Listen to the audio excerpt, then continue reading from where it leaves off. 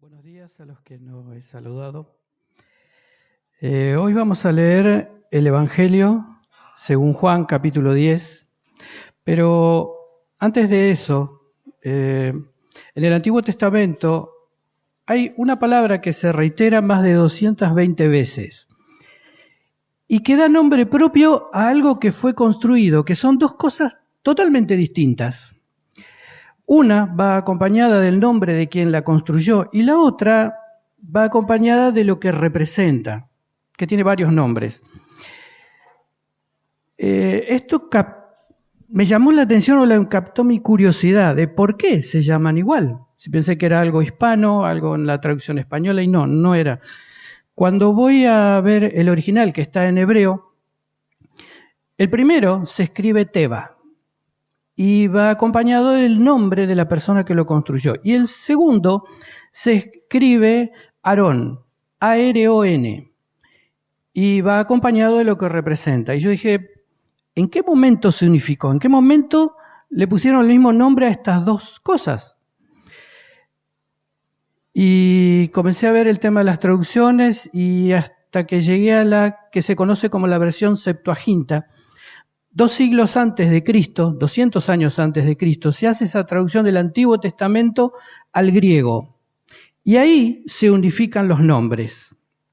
Se unifican los nombres al pasárselo al griego. Y cuando se lo traduce del griego, casi 600 años después, a la Vulgata latina, que fue la Biblia en latín que se utilizó de forma regular en la iglesia cristiana de los primeros siglos, se escribió con la palabra que hoy lo conocemos.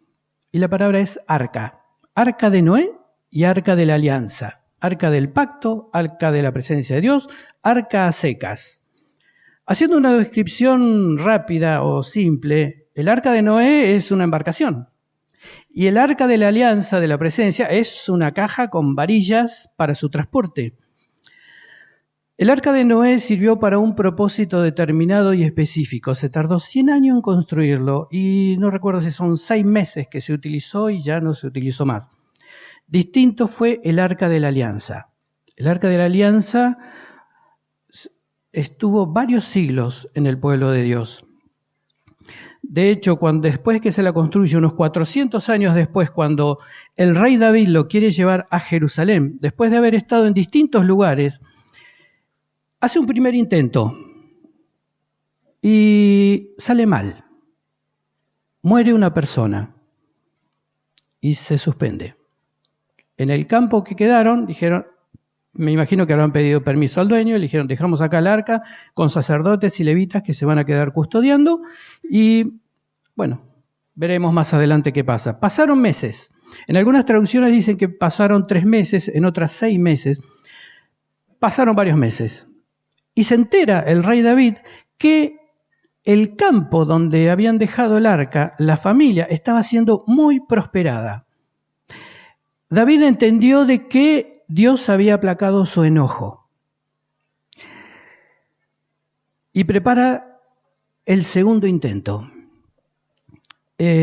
Lo normal, lo que normalmente se dice, el arca había sido planificada por Dios, el arca de la alianza, y que incluso debía ser transportada en el hombro por levitas.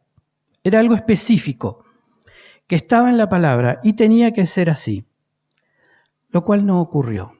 En el primer intento se lo subió a un carro nuevo y pasó lo que pasó. El segundo intento fue muy distinto, muy distinto. No solo porque lo transportaron como correspondía.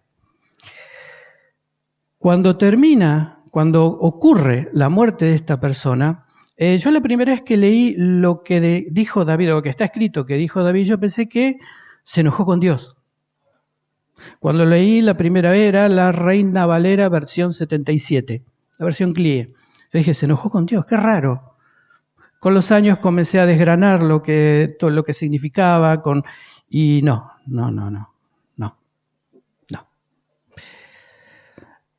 Parafraseando lo que dice David, ¿cómo voy a traer el arca de la presencia de Dios como si fuera un mueble más a mi casa. ¿En qué estaba pensando? David era un conocedor de la presencia de Dios. David era un conocedor bastantes años de lo que era la presencia de Dios, que hoy se enfatizó varias veces durante las alabanzas. Y formó una relación con Dios, que esa relación no comenzó cuando a él lo entronizaron como rey. No comenzó cuando lo ungieron como rey. No comenzó cuando él fue a pelear contra Goliat. Comenzó en su niñez, cuando estaba en el campo, cuidando ovejas, con su instrumento, cuidando esas ovejas, matando animales para que no. Ahí comenzó su relación y llevó años. Por eso él dijo, ¿en qué estaba pensando? ¿Cómo voy a hacer esto? Y fue muy, muy distinto el segundo. El primero, dice la Escritura, que cuando lo va a hacer, lo primero que hace es consultarle a sus allegados, a las personas que lo rodeaban, que serían el sacerdote, algún profeta, sus generales, sus personas de confianza, y le dijeron que sí, todos estuvieron de acuerdo, sí. Y fueron. Y comenzó el traslado. Y cuenta la Escritura que dice que hubo mucha alegría, mucha alegría. Y pasó lo que pasó. A diferencia del segundo. El segundo fue muy distinto, ya desde el vamos.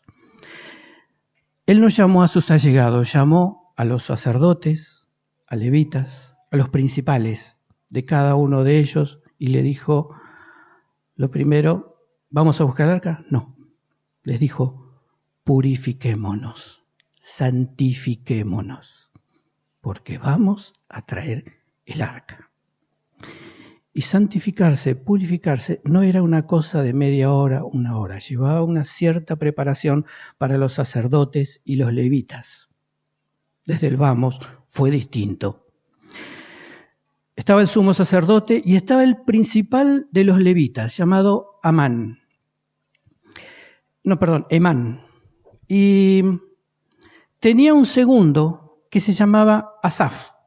Emán era el principal de los levitas, el hombre mayor de los levitas, que lo consideraban como el responsable, el sumo levita, vamos a decirle, que tenía bajo su responsabilidad todos los levitas. Y el segundo se llamaba Asaf, era un joven en ese momento. Y David le dice, ustedes van a estar encargados de la alabanza. ¿Qué es lo que se va a cantar? ¿Cuándo se va a cantar? Preparen todo eso. Organicen. La segunda fue más o menos más ordenado. El primero fue, para mí, cuando uno lo lee, caótico. Hubo mucha alegría, mucha felicidad, mucha algarabía, mucho gozo, pero no hicieron lo que debían hacer bajo las condiciones que Dios quería que se hagan. Dios permite muchas cosas cuando uno es, recién convertido. Y si uno ha crecido espiritualmente, con el paso del tiempo ya esas cosas no son tolerables. No se las deja pasar así nomás. Por eso a David no se le dejó pasar, porque era él un conocedor de lo que era la presencia de Dios. Y como dije, él no comenzó a conocer la presencia de Dios cuando fue ungido rey, sino que ya llevaba sus años. Y dijo, los sacerdotes van a estar acá, los levitas cantores acá, los levitas músicos acá, el pueblo acá, yo acá. Cada tantos pasos paramos, sacrificamos, agradecemos y seguimos. Otros pasos, sacrificamos, paramos, seguimos. Estaban a 10 kilómetros, tal vez un poco más. Si cada vez que parás, esos 10 kilómetros se habrán hecho eternos. Si una cuadra se hace larga cuando uno está, imagínense lo que son más de 10 kilómetros para llegar hasta Jerusalén. Sin embargo, lo hicieron. Y con alegría. Fue muy distinto, porque la alegría, el gozo, la felicidad, la algarabía, nunca va a reemplazar la santidad que uno debe tener. Y David lo sabía. que a la presencia de Dios no se llega de cualquier forma y que también la presencia de Dios no se lleva de cualquier forma. Eso para alguien que ya conoce la presencia de Dios. El que no la conoce, bueno, hace lo que puede con lo que tiene. Y David llegó a Jerusalén, colocaron el arca, llegaron hasta ese lugar, y ahí le dice a Emam, el lugar de los sacrificios estaba a unos 15 kilómetros de Jerusalén, en un lugar distante. Le dijo, vos te vas a encargar, los sumos sacerdotes, va a haber de ahora en más sacrificios a la mañana y a la tarde en agradecimiento a Dios. Habrán otros sacrificios, pero uno a la mañana y uno a la tarde en agradecimiento a Dios porque el arca llegó a Jerusalén. Y además le encargó que de continuo, durante el día, frente al lugar donde se sacrificaban, tenían que haber levitas alabando a Dios. Y a Asaf, el segundo, le dice, vos vas a hacer lo mismo, pero frente al arca. Eran más o menos una especie de Fabio, organizando a los que van a cantar, pero a otra escala, porque desde la mañana hasta la tarde, todos los días tenían que... Y no es que el que arrancaba a las 8 de la mañana se quedaba hasta las 7 de la tarde, eso se iban turnando, pero todos los días tenían que cantar y alabar a Dios frente al arca y frente al lugar de los sacrificios que estaba en otro lugar. Llegan el arca y la depositan en, vamos a decirle, el tabernáculo de David, porque el tabernáculo es una carpa. Y lo colocaron en una carpa en la ciudad que le dicen la ciudad de David o el castillo de David, que está al sur, o estaba al sur de Jerusalén. Allí lo dejan, establecen lo que es la alabanza y la gente que fue, los despidieron y a cada uno no se fue con las manos vacías. Le dieron un pan de pasas y un trozo de carne generoso. Y a todo esto, no solo, sino que ahí en Crónicas 16 está cuando dejan el arca y ahí hay un salmo que canta David frente al arca. Entre las cosas que dice es, buscad en todos tus caminos la presencia de Dios. Es uno de los versículos. Otro de los versículos dice, alaben a Dios porque es bueno, porque para siempre son sus misericordias. Hay muchos pasajes que David enfatizaba la misericordia de Dios. Hay muy poco, no recuerdo cuál, si hay alguno que David le reclamara cosas a Dios de forma enfática. Siempre apelaba a la misericordia de Dios. Si el Señor tuviere misericordia de mí, me hará volver a Jerusalén. Si Dios tuviere misericordia de mí, se apiadará y sanará a mi hijo. Si Dios tuviere misericordia de mí, Él conocía con quién estaba hablando. Hay muchos pasajes en los que no intervienen los profetas, sin embargo, Dios le dice lo que tiene que hacer, porque Él consultaba a Dios. No era un sacerdote, pero Él era un conocedor de la presencia de Dios y la buscaba. Era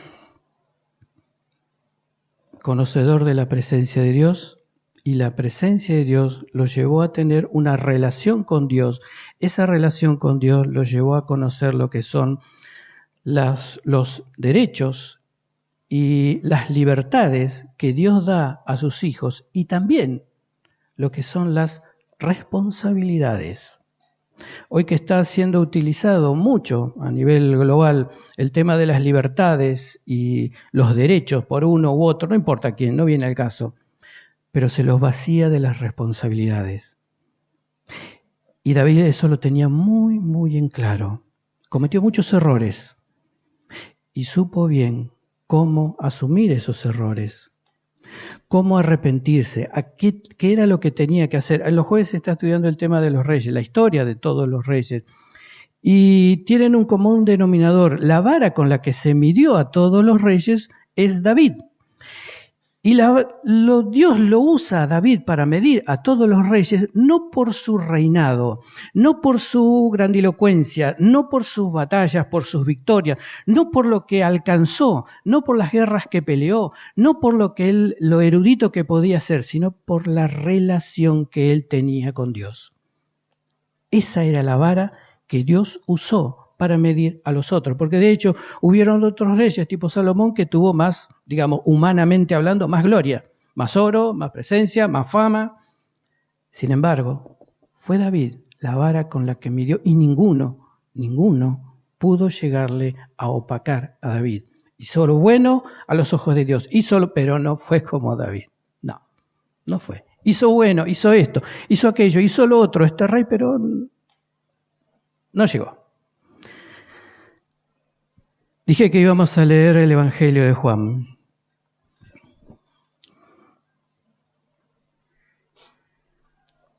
Capítulo 10.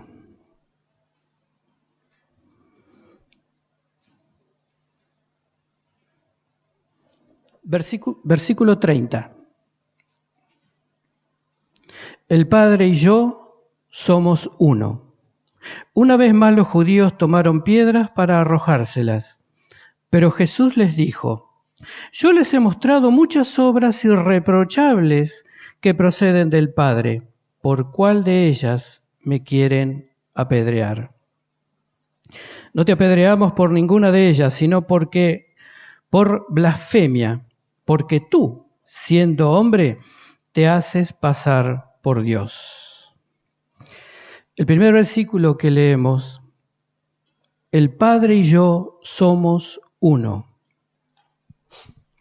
Este versículo es de una importancia grande para la doctrina de la Trinidad. Hay muchos, pero este es cortito y habla demasiadas cosas en muy pocas palabras. El número 1 es un número cardinal. No es divisible. Es fraccionable, pero no es divisible. O sea, se puede hacer un tercio, un cuarto, un quinto, pero no es divisible.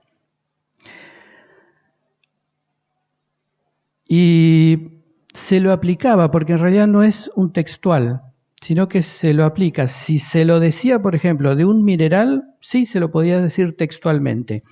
Si se decía de un vegetal, también se lo podía hacer textual o figurado. Pero cuando se hablaba de personas, en el griego, que dicen que son uno, es figurativamente, nunca es textual. Para empezar, al no ser fraccionable el 1, es fraccionable, pero no es divisible. Es divisible el 2, se forman 2 unidades, el 3, 3 unidades, el 4, 4 unidades o 2 pares, pero el 1 no. Y acá les está diciendo de una forma, la forma figurativa, y ellos entendieron, y por eso le dice: ¿por qué te haces Dios? Porque cuando dice soy uno, es decir, soy igual. Soy igual, pero yo estoy viendo una persona con 2 brazos, ojitos, nariz, pelo, no sé, como yo. Sin embargo, él usó esa frase y la verdad que les cayó como una patada al hígado. Yo soy Dios. Dios es uno. 3 personas, pero uno. Es Padre, Hijo y Espíritu Santo, y los 3 tienen la misma esencia, sustancia y naturaleza. No voy a adentrarme porque es teología y ahí uno se va para otros lados, pero eso siempre el cristianismo lo tiene que tener claro. Dios es uno, en 3 personas, Padre, Hijo y Espíritu Santo. Una vez un profesor de teología nos decía: bueno, explíquenme la Trinidad, pero alto. El que me dice el huevito de la gallina, cáscara, cáscara clara y yema, para un niño para la escuelita dominical, para el que recién convierte, bárbaro, úsenlo. Ustedes están estudiando teología. Sepan que el huevo de la gallina tiene más partes. Membrana no sé qué, membrana no sé qué otra, filamento no sé qué, espacio, son como 8 partes. Y yo, wow. Y entonces nos hacía explicar la Trinidad, que se hacía bastante complicado para ser entendido. Y la Trinidad no está para ser comprendida racionalmente, sino para ser creída. Saber que Dios es uno, que no son 3 dioses, que es uno, Padre, Hijo y Espíritu Santo, pero los 3 tienen la misma esencia, sustancia, naturaleza, tienen los mismos atributos, las mismas virtudes, pero cada uno tiene sus funciones. En el tribunal ontológico, en el tribunal divino, el Padre es el juez, el dador del pacto. El Hijo es el garante del pacto, es el abogado defensor frente al juez. El Espíritu Santo es el que ejecuta el pacto y también es un abogado, pero es el asesor de los acusados. Es nuestro asesor. Es el que nos cuenta, el que toma las cosas del Hijo y nos las revela a medida que vamos creciendo. Si es que crecemos. Si no, nos quedamos con la leche materna, que para arrancar está bien. Así que estas personas querían lincharlo porque Jesús había dicho que yo soy Dios. Hay una explicación que los judíos tomaron piedras y leyeron, tomaron piedras, pero la expresión griega no es que tomaron piedra y se la guardaron en el bolsillo, no, ya estaban en posición de tirársela. ¿Vieron cuando uno tira la mano hacia atrás ya está apuntando a dónde va a revolear el cascotazo? Bueno, así estaban los judíos. Lo extraño, que Jesús había hecho muchas obras del Padre, milagros. No había ningún otro que hiciera milagros. Y sabían muy bien los judíos que los milagros solamente se producían si Dios los permitía. Y a través de Jesús era algo cotidiano, de todos los días. No es que solamente resucitó a Lázaro, cuenta la historia que va paralela que resucitó a otros. Cuenta que no solo los que están aquí, sino que sanó a muchos, que les dio vida, que trajo consolación a mucha gente, cosa que ninguno de los fariseos podía hacer, simplemente porque no tenía autoridad de Dios. Versículo 34. ¿Y acaso respondió Jesús, no está escrito en su ley? Yo he dicho, ustedes son dioses. Si Dios llamó dioses a aquellos para quienes vino la palabra y la escritura no puede ser quebrantada, ¿por qué acusan de blasfemia a quien el Padre apartó para sí y envió al mundo, tan solo porque dijo, yo soy el Hijo de Dios? Cuando le comenté hace un tiempo a mi señora que iba a tomar, me dijo, es texto complicado. Lo que pasa es que hay que leer otros textos para conocer el contexto. ¿Se sienten dioses? ¿No? Perdón, ¿me están diciendo que la Escritura miente? ¿Vieron qué fácil, con qué poco se puede tergiversar la Escritura?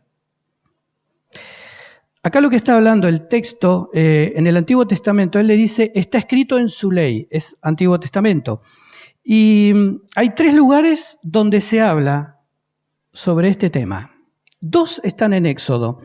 Y creo que es el 20 y 21 o 17 y 18, pero habla de que aquel que tuviera un problema, una rencilla, una discusión, no dice jueces, que la palabra era edim o algo así, un juez.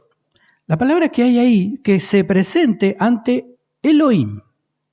Elohim es Dios en plural y es uno de los nombres de Dios. Y no estaba diciendo vayan a la presencia, no. Vayan hasta la persona encargada de impartir justicia. Era una persona que se le había delegado la autoridad para ejercer de mediador, de juez.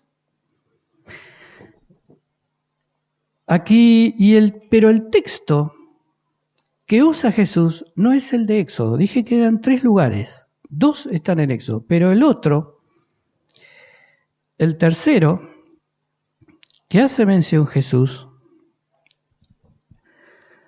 Asaf, ¿le recuerdan? Era un salmista, era un músico, cantor y compositor. Compuso, dice, muchos salmos, pero 12 están en el libro de Salmos. Son el Salmo 50 y del 73 al 83. Pero vamos a leer el 82.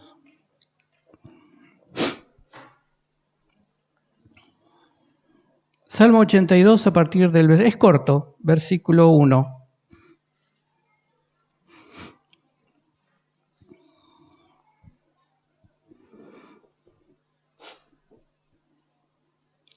Dios preside el consejo celestial. Entre los dioses dicta sentencia.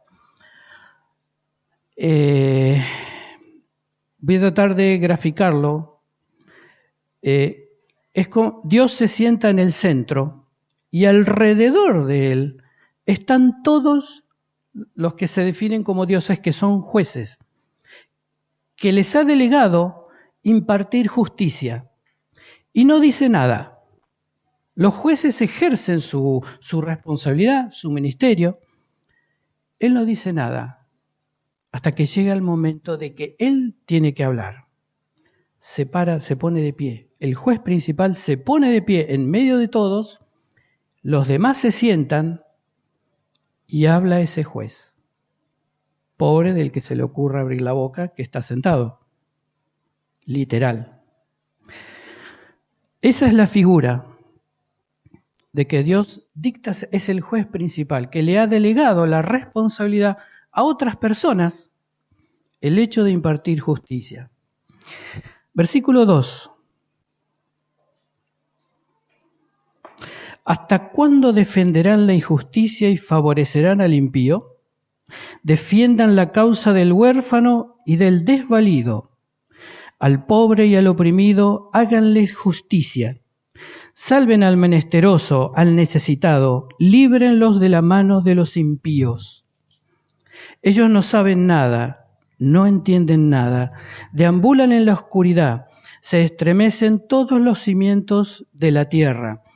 Este último versículo se está refiriendo específicamente a los jueces que imparten justicia de forma injusta, que a causa de ello, de hacer injusticia, trae problemas a la sociedad, a la tierra, al pueblo, al prójimo, al que tendría que estar impartiéndolo a través de la injusticia que ellos están dando.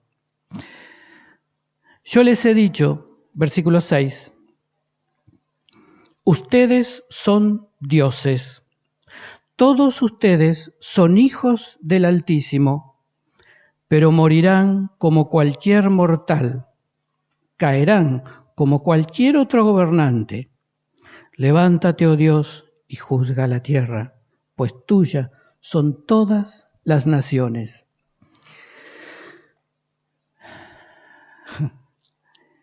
Los jueces recibieron, y el que lo escribió es Asaf, y él vivió en el periodo de David y Salomón.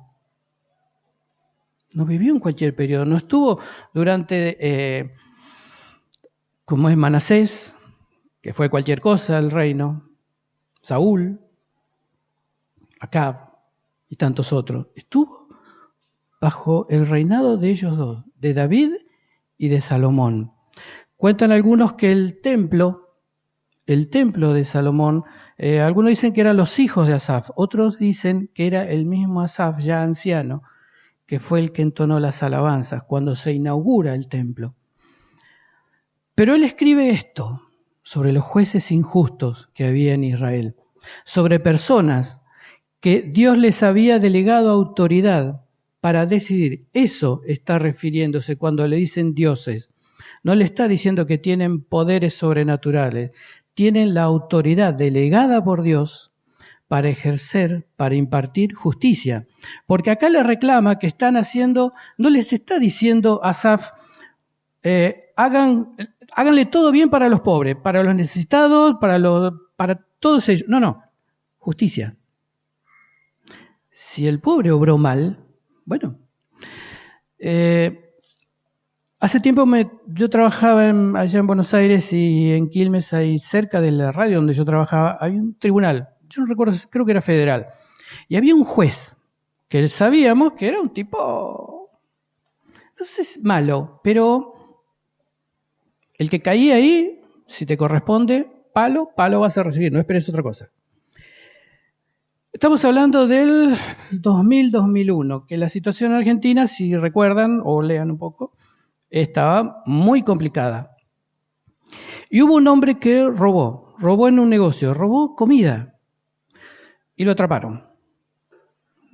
¿Vieron cuando uno no está ducho en el asunto? Los que tienen años en el oficio, si se le dice oficio, pero saben, pero el que no, corren y lo atrapan. Y lo atraparon. Cuando lo presentan al del juez, le dice, ¿por qué robaste? Bueno, y explicó el cuadro que tenía.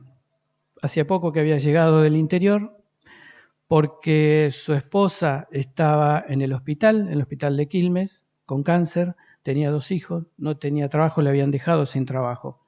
Y dice, y no consigo trabajo. Bueno, ¿sabés qué te corresponde? Un mes adentro. La esposa en el hospital, los hijos solos, no tenía nadie que conociera. Te corresponde un mes. Dije, bueno, desgraciado fue decir poco.